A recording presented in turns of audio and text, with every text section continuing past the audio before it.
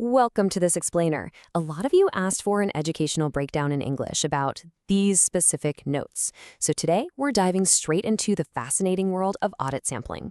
If you've ever wondered how auditors actually manage to verify multi-million-dollar companies without checking every single receipt, well, you are in the exact right place. So here is our roadmap for today. We'll start with the impossible task auditors face, define what audit sampling actually is, and compare statistical versus non-statistical methods. Then we'll navigate sampling risks, contrast controls with substantive tests, and wrap up by evaluating the final results. Let's get into it. All right, Section 1, the impossible audit task. To truly understand why we even need to sample in the first place, we've got to grasp the sheer monumental scale of the auditor's job. Just think about a bustling hotel buying fresh toiletries and food every single day. Or picture an optometrist selling hundreds of pairs of prescribed glasses every month. Over a whole year, you're looking at thousands, maybe literally millions of transactions. Trying to gather evidence for every single one of those? Yeah, that would be a practically impossible task. So the big takeaway here is simple. They just don't check 100% of the items. It's completely impractical, not to mention way too uneconomical. Auditors absolutely need a smarter, more efficient way to form a solid, verifiable opinion on those financial statements. Which brings us nicely to Section 2, defining audit sampling. According to the International Standard on Auditing, specifically ISA 530, audit sampling is simply applying your audit procedures to less than 100% of the items in a population. The main goal here is making sure all sampling units have a fair chance of being selected. This gives the auditor a really reasonable basis to draw conclusions about the entire population. I mean, think of it like tasting a spoonful of soup to see if the whole pot has enough seasoning. You definitely don't need to drink the entire pot, right? As long as it's stirred well, that one spoonful tells you the whole story. And this creates a highly structured four-step process for the auditor. First, you define your total population. Second, you pull your sample using a specific method. Third, you roll up your sleeves and actually conduct your audit procedures on those selected items. And finally, step 4, the findings from those specific tests become the rock-solid foundation for your final audit opinion. Okay, moving on to Section 3, statistical versus non-statistical sampling. So you're faced with a fork in the road here. You basically have two main approaches. The statistical method is heavily math-driven. It uses probability theory and random selection, meaning every single item has an exact, equal chance of being picked. On the flip side, the non-statistical method relies completely on the auditor's own seasoned professional judgment to select items based on established characteristics. Both are totally valid. It really just depends on how the auditor can get the absolute best, most appropriate evidence for their specific situation. Now, if you want to see statistical sampling in action, take a look at this. Auditors literally use random number tables exactly like this one to match up pre-numbered items like sales invoices. Let's say you need 50 invoices out of a massive pile of 5,000. You generate these numbers to pinpoint exactly which ones to pull.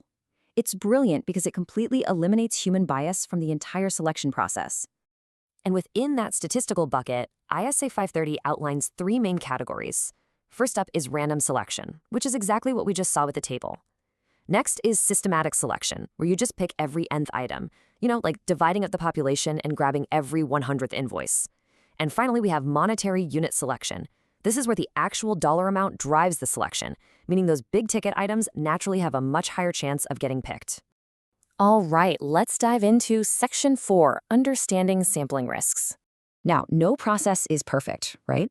Sampling risk is the terrifying possibility that your conclusion, based purely on your sample, ends up being completely different from the conclusion you'd reach if you had tested every single item in the population. Going back to our analogy, it's the risk that your chosen spoonful of soup just happened to be the only salty part of the entire pot. Which of course leads you to a totally wrong conclusion about the client's financial health. And this kind of risk can lead to some major erroneous conclusions. For instance, when testing internal controls, you might accidentally decide they're way more effective or less effective than they really are in reality. Or in substantive testing, you might look at your sample and say, yep, no material misstatement here, when actually there is one hiding in the larger population. Concluding that controls are rock solid or missing a giant error are literally the worst case scenarios. Why? Because they directly cause an inappropriate audit opinion, meaning you could completely fail to detect massive fraud or errors. Yikes! Let's keep moving. Section 5, controls versus substantive tests. So, auditors generally divide their attacks into two main camps. First, you've got tests of controls. For this, they often use attribute sampling to check if the company's internal rules are actually being followed, like checking for authorized signatures on payment vouchers. Then, on the other side, we have substantive tests. Here, they'll use techniques like probability proportional to size, or PPS, to hunt down actual dollar amount errors in the account balances. Put simply, one checks if you follow the rules, the other checks your math. Let's ground this with a real-world application. Say you're auditing inventory for Sweet Bakery in Shiraz, or reviewing payroll at Rosie Bookstore. If you're the audit manager for Rosie Bookstore, you'd use attribute sampling to verify that the store manager actually authorized the payroll documents correctly. But you'd switch to substantive PPS sampling to check the actual hard monetary value of their stationery sales across the different branches. Makes sense, right? Finally, we arrive at Section 6, evaluating the final results.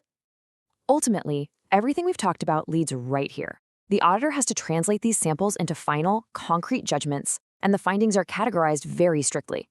If you're doing a test of controls, you're concluding whether there's a deviation from the prescribed rule, like did someone forget to sign a mandatory document? But if it's a substantive test, you're concluding whether there is a definitive monetary misstatement, meaning, is the recorded dollar amount just flat out wrong? These final findings form the absolute backbone of the entire final audit report. Before we wrap up this explainer, I really want to leave you with a fascinating question to chew on. As business data just continues to grow exponentially, will sampling always be enough? Or will artificial intelligence eventually advance to the point where we can just test 100% of a population effortlessly? Will AI one day let us drink the entire pot of soup instead of just taking a tiny spoonful? It's a huge question for the future of the profession. Thanks so much for joining me today, and keep learning.